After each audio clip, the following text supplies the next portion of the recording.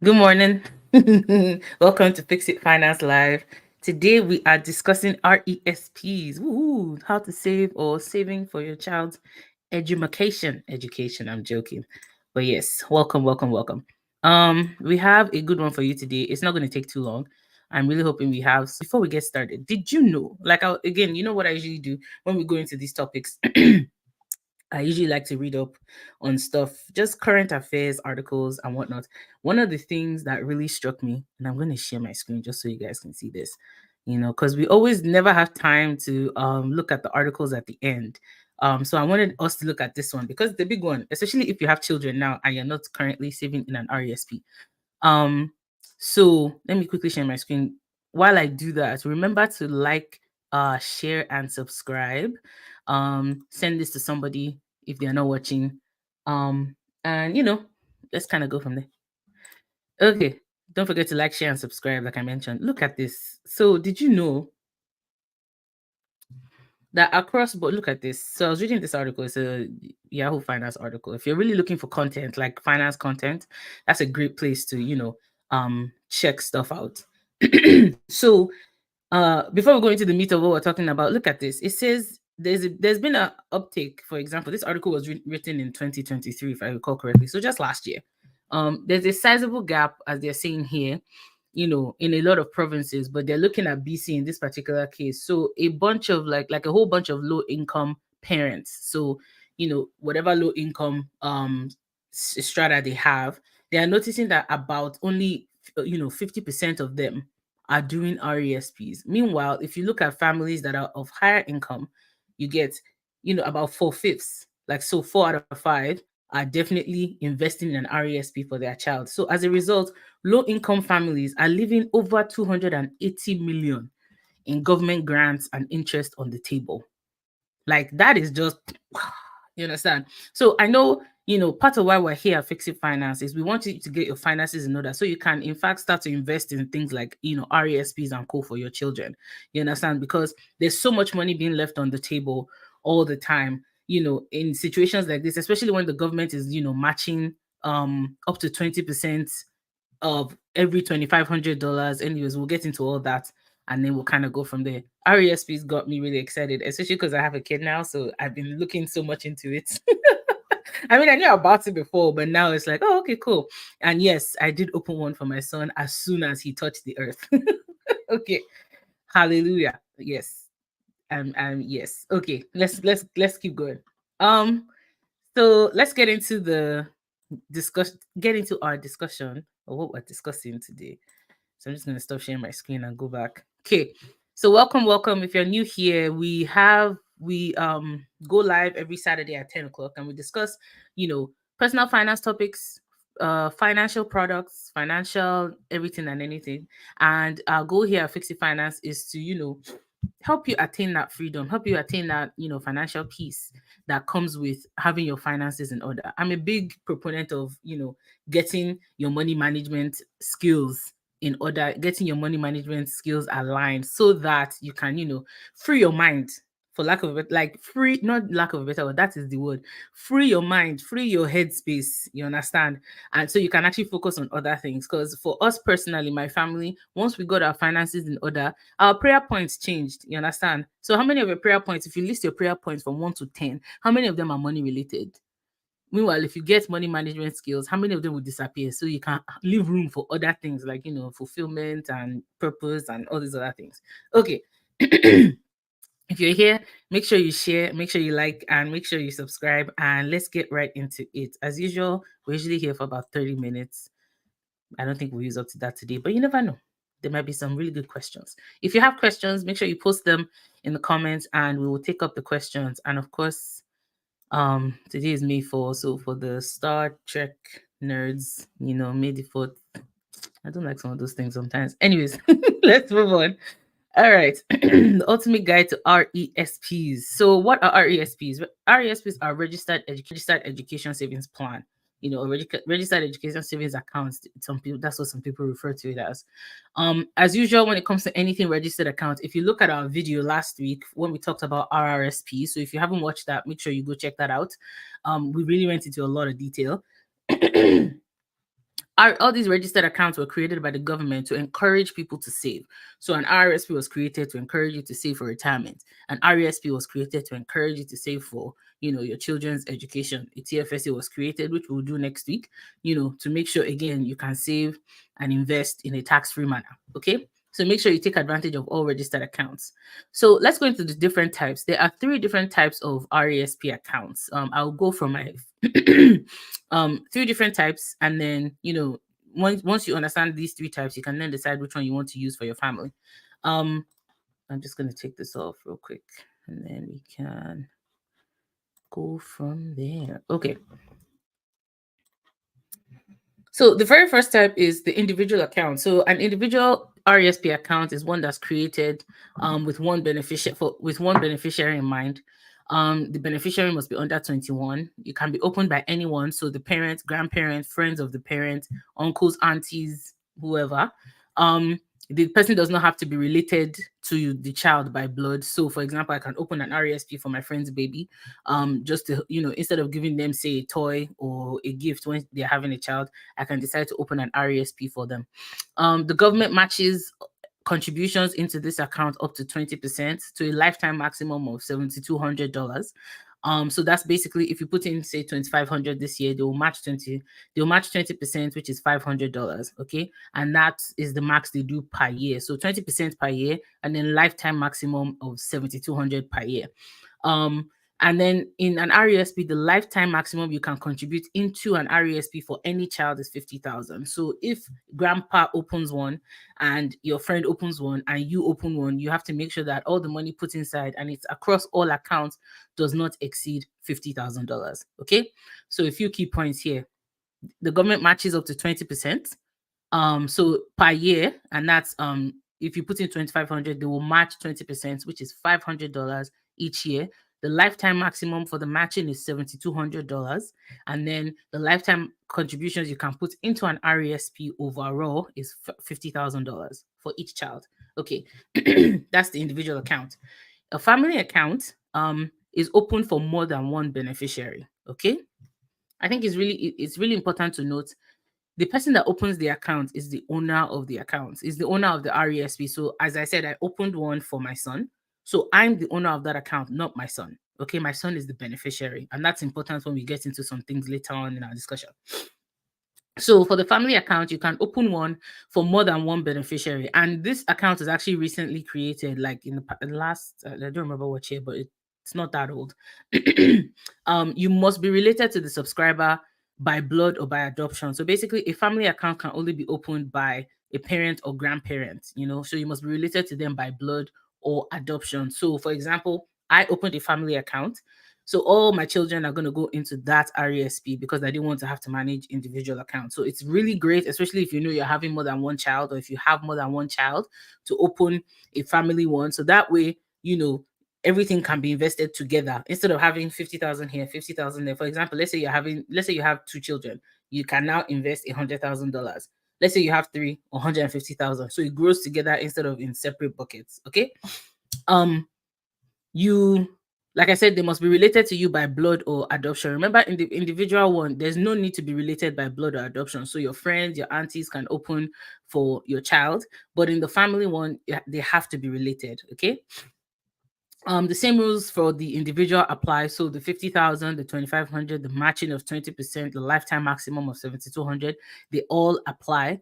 And then, you multiply it by how many children are in the plan. So for example, like I said, if you have 3 children, it's 150,000 life maximum, 7,200 in 3 places, the 20% in 3 places. Okay. So they match everything for each child that's inside that account.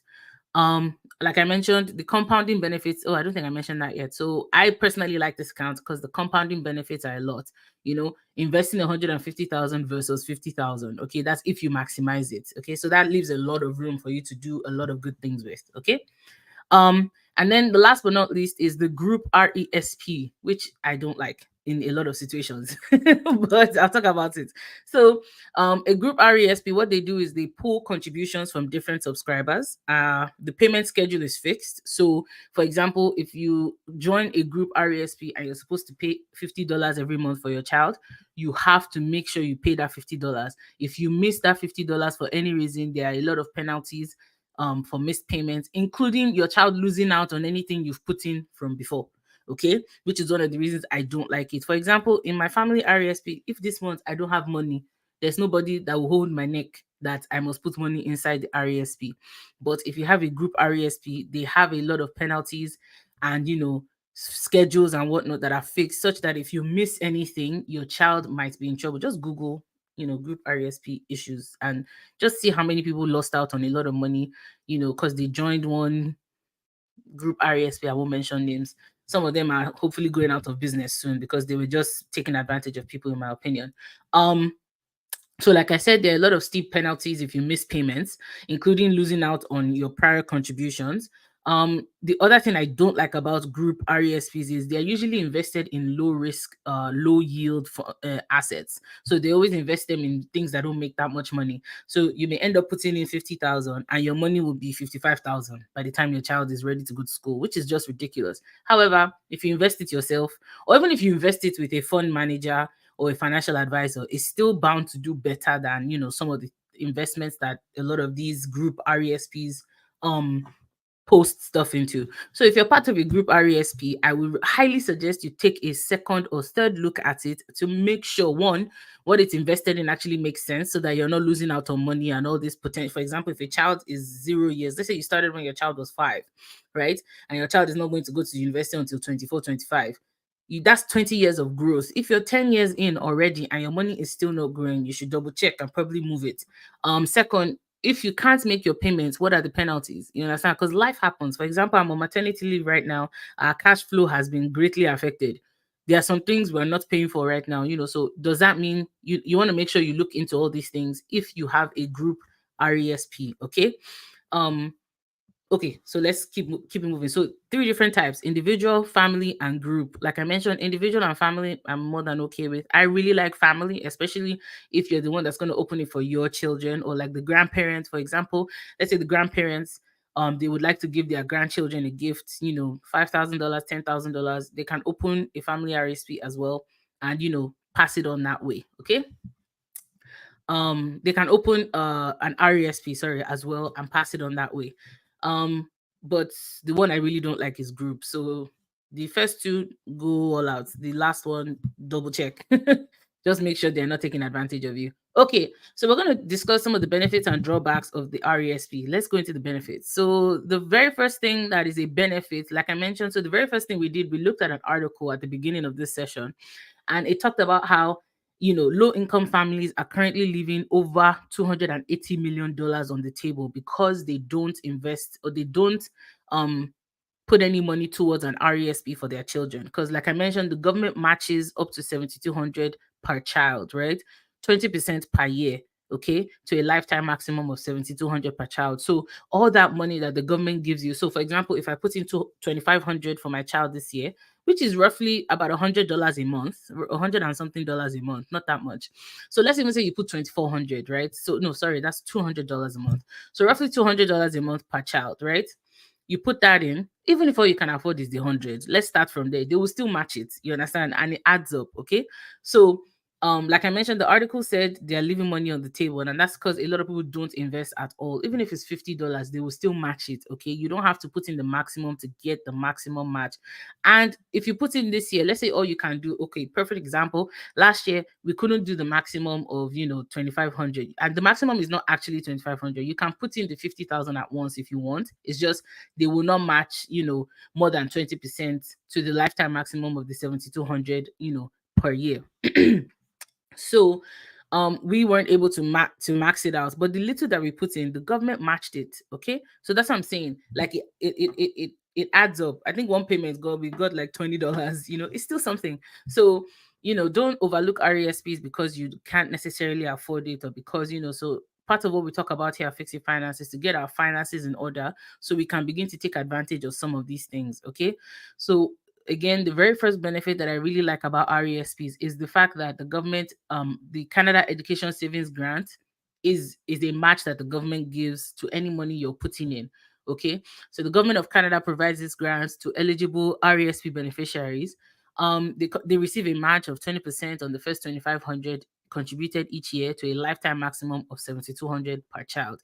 So even if you can't take advantage of the full thing, if you can't put in 2,500, start with $25 a month. Heck, start with $20 a month. You understand? Instead of buying them pizza on a random weekend night, put it towards RESP once in a while, So and see what happens from there. It's just a matter of starting. And then of course, as the finances improve and get better, then we'll really begin to take full advantage. Okay. The next thing I like about it is tax deferred growth. So the money you put into the RESP is already taxed. So you put in post tax, so after tax income, right? So you've already paid tax on that money. However, the grant and whatever growth goes into the account are taxed. Okay. So say for example, you put in $10,000 into your RESP. Okay. The government is gonna match you, right? Or let's assume you've put in the max. You have $50,000. You got the maximum grant amount of $7,200. So that's 57 to everything that any growth that happens in the account plus the $7,200 is what is going to be taxed. So your initial investment of $50,000 doesn't get taxed. Everything, the grant and the growth is what get taxed, okay? And it only gets taxed when the child makes a withdrawal or when the child makes takes from the money, okay? So that's why, what do you call it, in the hand of the child, it is taxed in the hand of the child, so not in your hands as the subscriber. Okay, so for example, you've maximized it, your child is now in university and they have $20,000 worth of expenses to take out.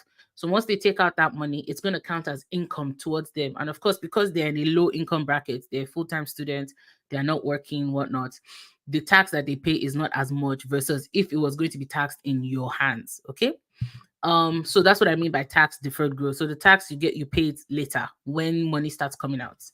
The second or the third benefit I like is there are lots of options, So a lot of people think RESPs can only be used for university, and that's not true. You can use it for trade school, you can use it for specialized vocations, ballet. For example, some of my friends, their children are in dance. If the child wants to go to ballet school, the money is available to go to ballet school, you understand? Truck driving school, beauty school, so it doesn't have to be the conventional tuition for university or college if the child does not want to do that. Okay. So, and it covers a lot of things, you understand? It covers most expenses, tuition, housing, books, transportation, living expenses, computer, all that. It covers a lot of things. So you actually can use it to buy quite a number of things. So you're not limited to a large extent. There's a limit, yes, but it's not as limiting as people think. So the money can actually be used for a lot of things. So make sure, the child knows and you know as well when the time comes. Um, Another benefit that I like is the balance in the account. So for example, if, let's say you're done with your children are now done university, everything is all done, they've taken out the money they need and there's money left over. um the money can actually be returned to you, any money you put in, again depending on how they withdraw the money. So you want to make sure when the child goes to school, they withdraw the grant first and any capital gains or growth first, right? So that that money is taxed in their hands, so that what's left over is the money you put in. At that time, if that's what's left over, you can take it back tax free. Okay. If you have anything over and above what you put in, there's a 20% fine. You don't want to do that, and they're going to charge you the tax. Okay. However, if another option is if you don't want to take it out tax free, you can actually roll money from an RESP into an RRSP. You understand? So say the kids are done, everything is done. You had $200,000 in the accounts because you were investing for three children, let's just say. So you put in 150, your growth was 50,000. Okay. You had $200,000. All three kids are now done school, and there's another $30,000 left over. Instead of taking that money out, you can actually roll it into your RRSP if you want. Okay. So that's another option about it that I really, really like. So at least okay, the money is not going to go to waste. You understand? It doesn't have to be. You can also, once you roll it into the RRSP, you can continue that tax deferred growth. Again, if you want more details about that, check out our video last week and learn more about RRSPs. That's what we talked about last week. Okay. Um, you can transfer an RESP to another child or beneficiary. So if you opened an individual plan for each of your children, you could potentially transfer it to, let's say, child one has finished and there was money left over, you can transfer it to the next child. However, if you open a family RESP, then you don't need to stress yourself because the money just stays in the account. Provided the next child is listed as a beneficiary, they can just keep spending. Okay. So this would only matter for people that opened individual accounts before there was a family account. Okay. Um, one of the things I like is there's no annual contribution limit. So if you have your 50,000 today, you can put in the full 50,000 now if you want. However, I would suggest you don't because you're going to lose out on the grant. They're only going to match up to 2,500 per year at 20%. So if you're going to put in 50, make sure you deduct what would allow you put in 2,500 for the next couple of years so you can get the maximum $7,200. Okay. So make sure you plan well. Just because you have the cash doesn't mean you should put the whole cash inside. Okay.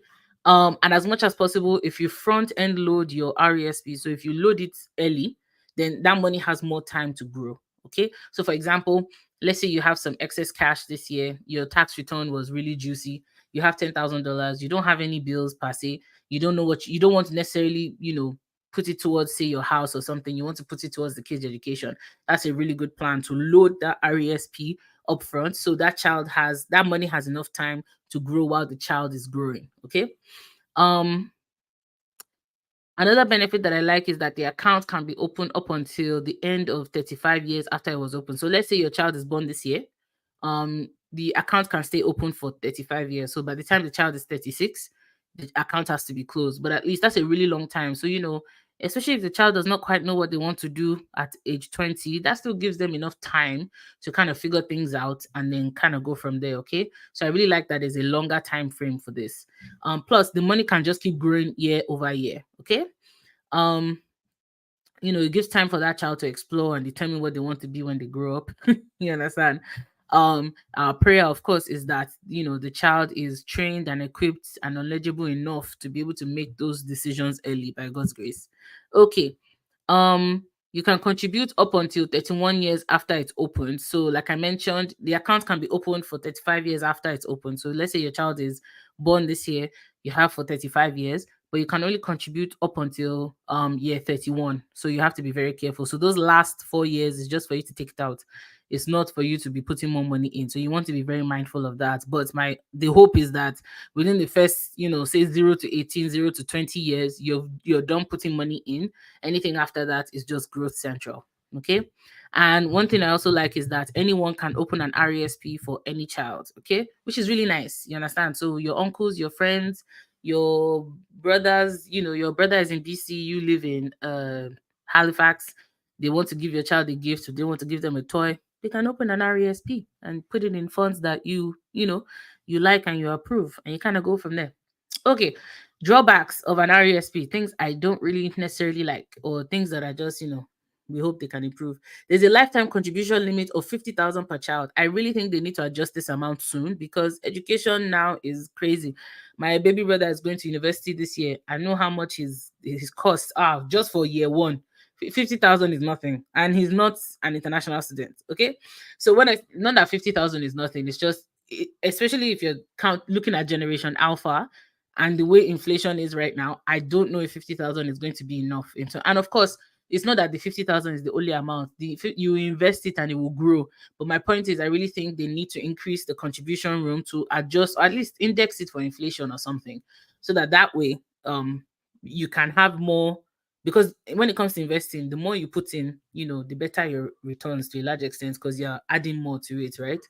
Um, there's no limit on how much it can grow, but depending on how good you are at investing, that money may just remain around 50,000 depending on how good you are. So I really think they should change the lifetime contribution limit, or at least adjust it, just because of the way, and because post-secondary education is so expensive now.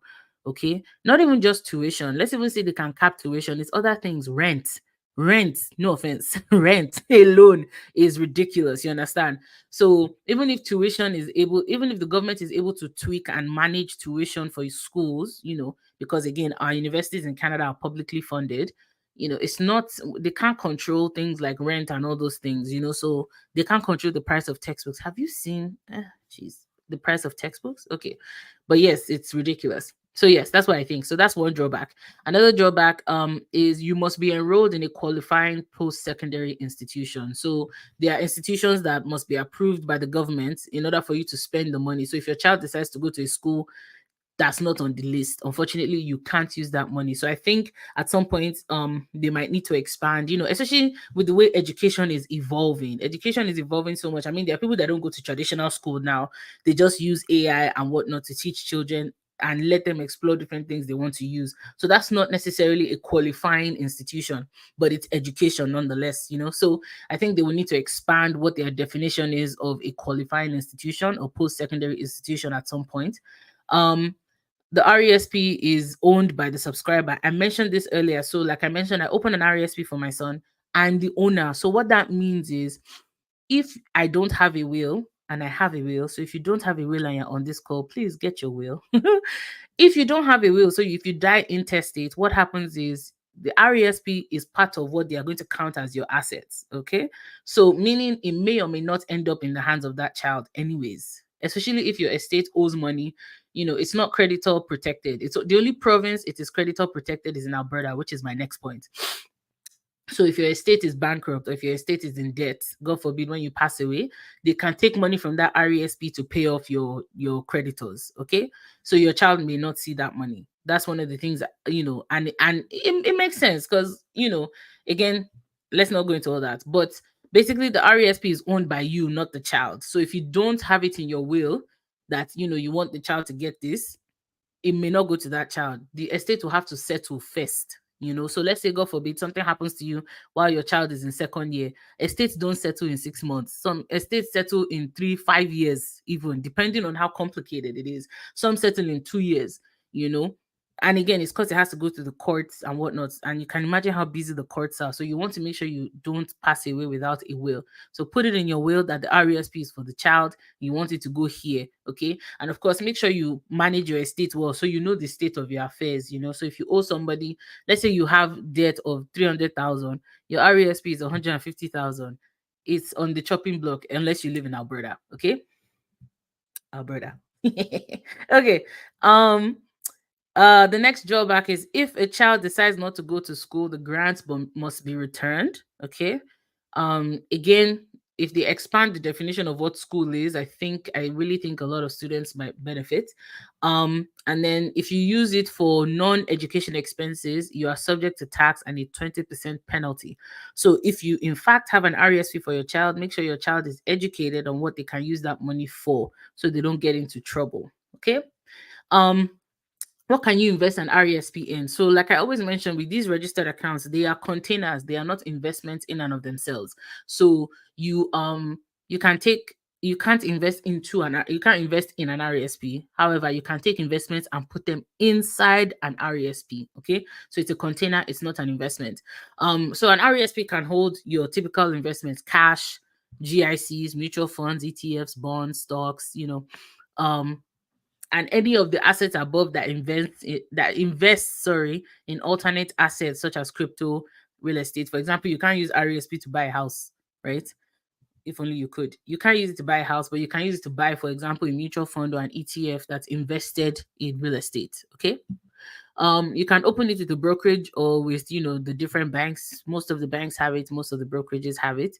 Make sure you go back and you listen to the different types so they don't like push you into a group account or group whatever.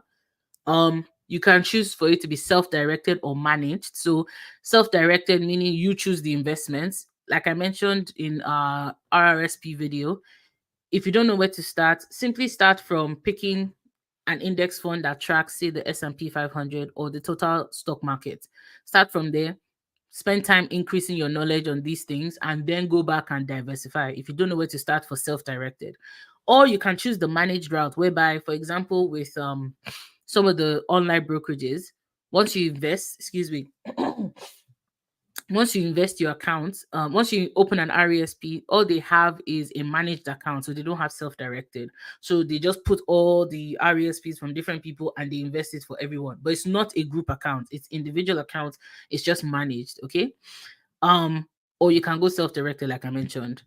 Um, last but not least, the CCB grants or CCB, the Canada Child Benefits that payments that everyone gets. That's a good way to start. For example, if you don't, have high expenses, or if you don't have, or if you're looking for where to start from, you can start by investing the CCB that you get for your child, and doing your best not to touch it and putting it away for them, and see where that kind of goes. Okay. So thank you all so much for joining. Um, I hope we learned something today, RESPs. If you have any questions, send me or leave a comment or send us a direct message as usual to kaya@fixifinance.ca. And we'll go from there. 10:30 on the nose. Thank you. Alrighty. Thank you all so much for joining. Have a wonderful, wonderful weekend and a wonderful Saturday. Bye.